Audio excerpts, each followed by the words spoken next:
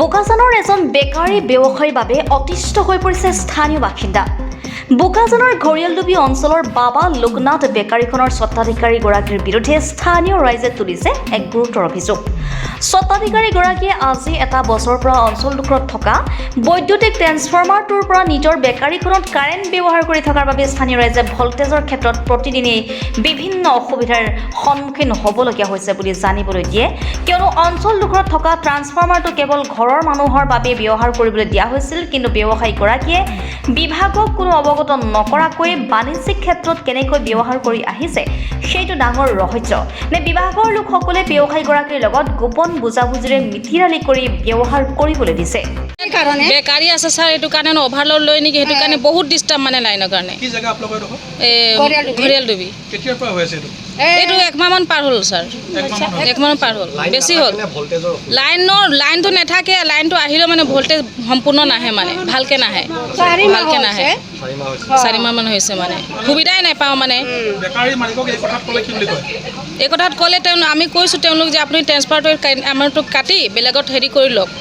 মানে আপোনালোকৰ অভিযোগটো হৈছে যে আপোনালোকৰ ইয়ালৈ অহা কাৰেণ্টটো তেওঁলোকে ইয়াত লৈ আছে, অসুবিধাৰ কাৰণে অসুবিধা লৈ আছে, কাৰেণ্টটো তেওঁলোকে লৈ আছে, মানে এক্সট্ৰাকে ট্ৰান্সফৰ্মাৰ বহোৱা নাই। এইটো কথা আপোনালোকে এচিবিত জনাইছে নাই? জনাইছোঁ ছাৰ। কি কয় এচিবি ফালৰ পৰা? কৈছে বোলে আগতে ইয়াত আহি কথা পাতক, কি মানে হেৰি হ'ব নহ'ব, সেইটো কাৰণে মানে কালি তাত গৈছিলোঁ, সেইটো কাৰণে আজি ইয়াত আহিছোঁ। তেওঁ কি কয় আৰু বেকাৰীটো মানে আপোনালোকৰ ঘৰত ভল্টেজ একেবাৰে নাথাকে? ভল্টেজ নাথাকে মানে লাইন না সমানে কৰিলেও হ'ব, মানে না কৰিলেও হ'ব। আপোনালোকৰ ঘৰত স্মাৰ্ট মিটাৰ লাগিছে, চবৰ ঘৰতে আছে, চবৰ ঘৰতে আছে। স্বত্বাধিকাৰীগৰাকীক আমাৰ সাংবাদিকে সোধপোছ কৰাত জানিব পাৰিলে যে আজি 2 মাহ পূৰ্বে বিদ্যুৎ বিভাগৰ লোকক তেখেতক নতুনকৈ এটা ট্ৰান্সফৰ্মাৰ দিবলৈ আবেদন কৰিছিল, যদিও আজি পৰ্যন্ত কোনো বিভাগৰ লোক উপস্থিত নহ'ল বেকাৰীখনত। যদি বেকাৰীখনৰ মালিকগৰাকীয়ে বিভাগীয় কৰ্তৃপক্ষক এই কথা অৱগত কৰোৱাইছিল, তেন্তে কিয় মালিকগৰাকীৰ বিৰুদ্ধে বিভাগৰ তৰফৰ পৰা ব্যৱস্থা লোৱা নহ'ল?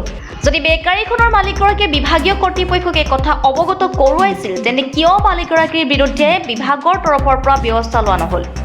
এইটো নিশ্চিত নেকি বিদ্যুৎ বিভাগৰ কৰ্মচাৰীসকল মালিকগৰাকীৰ লগত এক গোপন মেনেজ হৈ আছে নে, সেইটোহে জানিব বিচাৰিছে স্থানীয় বাসিন্দাই।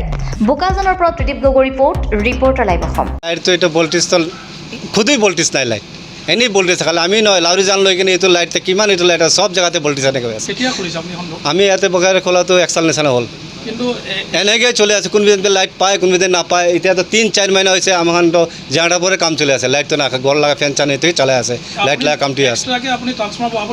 এইটো বি কমপ্লিট কৰিছে আমি, দাদা আমি ট্ৰেন্সফাৰ একটা দিলে লাইট নাপায়, মই এনেকৈ একটা ট্ৰেন্সফাৰ পলম কৰি দি দিওঁ, এইটোৱে মাতিছে। আমি এতিয়া 800 কেজি লগা ভল্টেজ মই এপ্লাই কৰি কিনে লাইন লৈ কিনে আছোঁ 3 পিছে। কোনটো ট্ৰান্সফৰ্মাৰটো এইটোতো ঠিক নাজানো মই ছাৰ, কিমান লোড আছে ট্ৰান্সফৰ্মাৰটো জানা। এইটো পিছতে আমি কি এপ্লাই দিছে, এটা ট্ৰান্সফৰ্মাৰ একটা বহাব গৈ কিনে, ইয়াতে ওচৰতে ট্ৰান্সফৰ্মাৰ একটা বহাব গৈ কিনে মই আনপাৰ্চন দিছে, এইটো ট্ৰান্সফাৰ বহিলে এইটো বস্তি লগা লাইটটো চল্ভ হ'ব, এনেকৈ কৈ কিনে 5% মই দি কিনে আছোঁ। হা, আপুনি এইটো যিটো কাম কৰিছে শুদ্ধ কৰিছেনে যে পাব্লিকলৈ অহা কাৰেণ্টটো যে আপুনি ইউজ কৰি পেলাই আপোনাৰ ইয়াত যে ভল্টেজ লৈ আছে, সেইটো আপুনি শুদ্ধ কাম কৰিছে নে ভুল কাম কৰিছে? পাব্লিকৰ লাইটটো মই নিমিত্তে বেয়া হ'লেতো বেয়া হ'ল, আমি জনাতো যদি আমি নিমিত্তে মানুহখন লাইট নাপায় মই বেয়াই কৰিছোঁ না, এইটো মই মানি আছোঁ। কিন্তু আমি নিমিত্তে লাইটেই নাপায়, এইটো লাইটে ভল্টেজেই নাই, এইটোৱে আপুনি গান চাই লওক।